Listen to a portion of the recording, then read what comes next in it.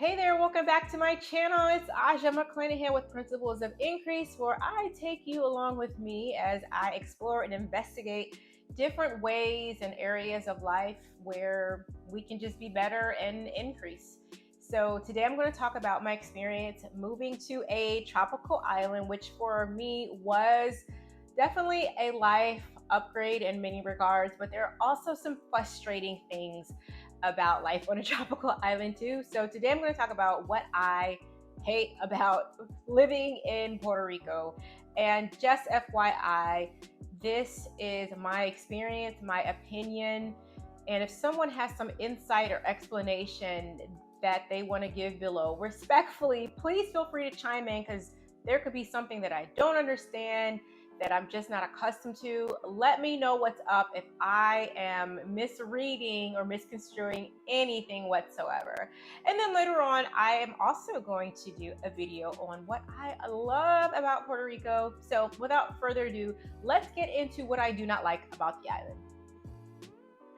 So the first thing that I don't like about Puerto Rico is the bureaucracy, the corruption, the politics.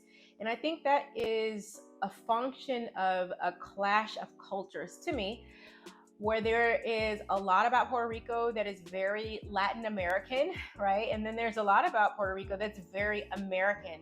So when those things clash and come together, they create some tension and confusion. And also, more than anything, it creates bureaucracy and it makes things harder to get done. So something as simple as getting your license or turning on your water or your electricity for the first time can be really just bogged down with processes that to me just seem nonsensical. And I'm not going to go through any examples, but for anyone who has experience with island life, this is probably the same in many other islands around the world. So that's one thing that I don't enjoy. Just things get complicated. The next thing that I can do without in Puerto Rico is some of the failing infrastructure. And what do I mean by that? So there is the power grid that goes out a lot, and also water gets cut off a lot here. I have run over so many potholes that I've gotten pothole PTSD. Okay, I'll be driving down the street and I'm like, oh, just from a pothole. So I think again that is a function of what I talked about, and the bureaucracy and the politics. Just it takes a long time for things to get done and get done correctly. So unfortunately for people who are living on the island and they have maybe less means to deal with things like heat waves and hurricanes and power outages, it can be really tough. I will say that I was fortunate enough to be able to get solar panels on my roof. I'm still working through the water issue, so I need means definitely for that to fix the plumbing, get a cistern.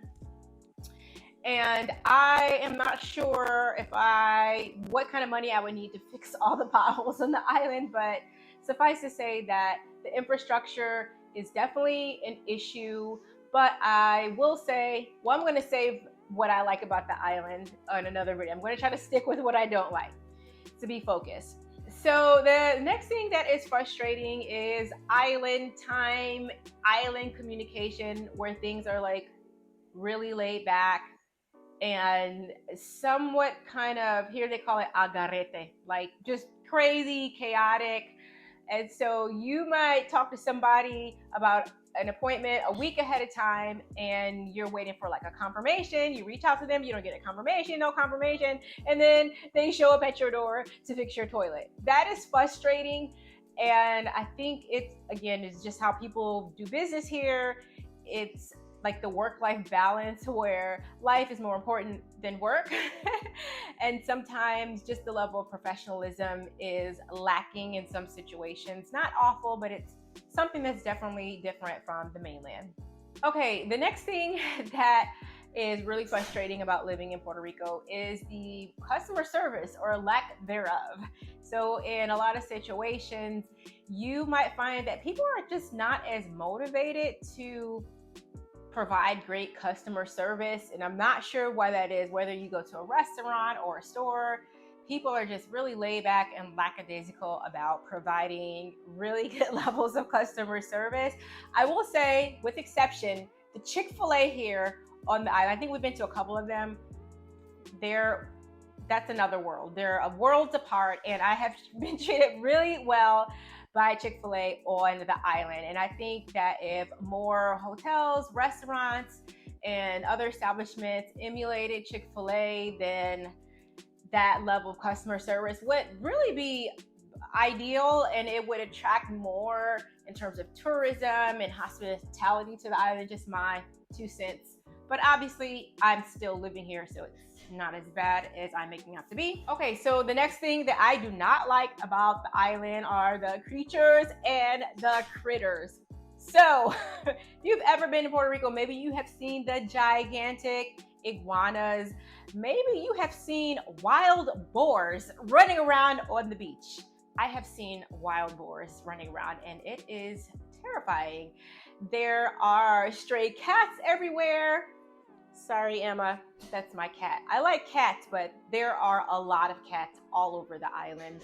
There are little lizards, tiny lizards that get into your garage, they get into your house, and I cannot forget the cockroaches. There are large beetles, the scarab beetles. They are huge, and overall just an abundance of creatures and critters and plant life that I am not used to on the mainland, and it has taken time to get rid of or to get used to.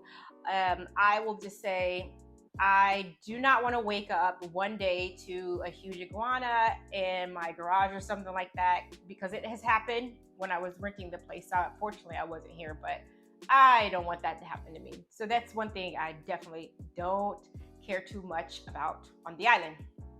Okay, so the other thing I don't like about the island is like the storm season and the weather and the summer and the hurricane season, because a lot of times with the storms can come some of the pressure on the infrastructure. So the power might go out, or the water might go out, or there might be flooding, roads closed. So that is pretty tough to deal with.